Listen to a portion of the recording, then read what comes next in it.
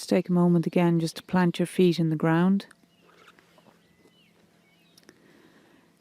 And it's all about alignment.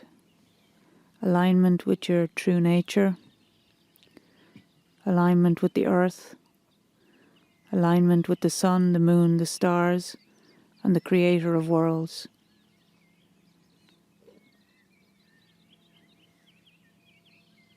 So it's all about sinking into your true nature and knowing what your true nature is and being true to yourself.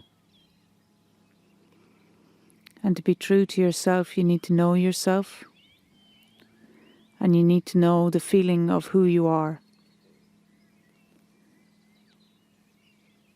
And once you have the feeling of who you are, that is the only thing you ever have to be true to. Because that is the life force that runs through all things, that's running through you. And that's what this stone circle is teaching people, to get in touch with who they are and be in alignment with all the universal forces, to be fully who they are and to have that knowing. So it's a practical tool for human beings, so that they can know what is true to them and then what is outside of them. So as a practicality, it helps them make choices in their lives, helps them make decisions, gives them clarity. And that's how the earth helps us. And that's how a stone circle like this helps us. And that's why there's no rules, because it's all about being true to yourself and the life force that's running through you and knowing that life force. And it's the freedom and liberty then that gives a person to be their own light and to broadcast their own light and to be safe in the knowing of who they are.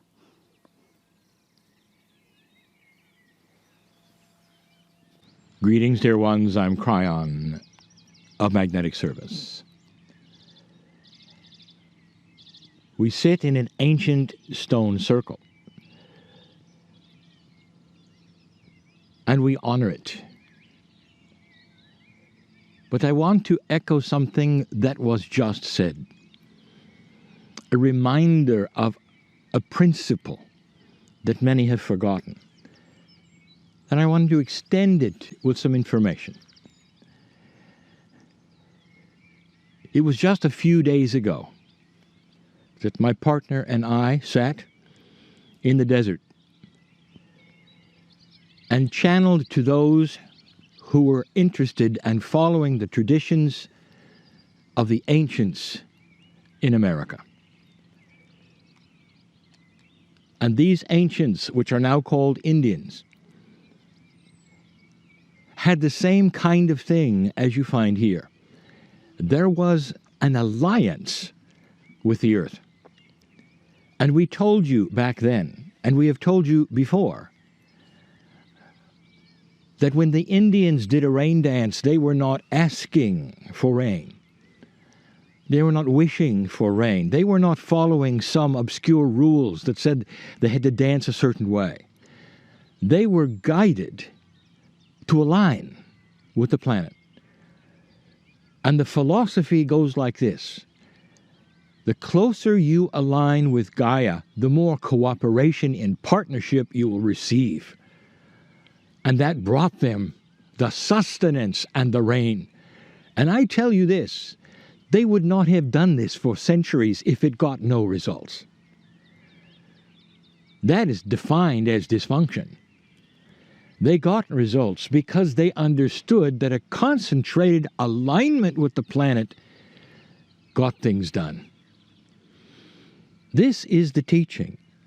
And now we are in the Green Isle with exactly the same principle. The ancients that used this as a tool came together in ceremony and more in order to align with the planet, in order to receive that which is the partnership between human and the earth. And they understood, as so many in stone circles do all over the area in the ancient times, that it was an honoring. The last time my partner sat on this land, I would not let him channel until he got up and walked around the circle at least one time. And then he came back. This has never happened before. And even to this day, he wonders what that was about. And so now I'll reveal it. There are no rules. There is instead honor. There are those who felt they should walk around 3 times. Let me tell you that the 3 is important, and the 3 is universal. If you will take a look at why there are 3 of this, or why do this or that 3 times, even the ancient Tibetans, which did not come here, knew this in their numerology. It is an actionable number. That is to say, it is a number that has a catalytic effect. The 3 creates other things. If you walk the circle 3 times, you create that which is traditional and honor of the ancients who built it, and what they did and why they did it. So you really are honoring the partnership.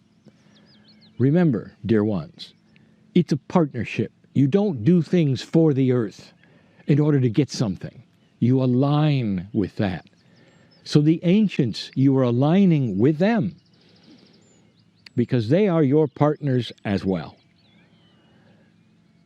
There's more to say. Some have felt that this particular circle would have tremendous feminine energy. And you might want to know, why would that be? And is it true, or is it, for instance, just the modern thing today to say? And I will tell you this, the further back you go in time, against that which historians say, the more you're going to find the involvement of female shamanship in a balanced society. Your society has actually become dysfunctional in this modern day. And when you go back far enough, you're going to find a balance between male and female, which makes sense. Not only that, the intuitive human, the female, would be the one who would get in touch with spirit, would get in touch with the land first, and would then be the one who would guide the others.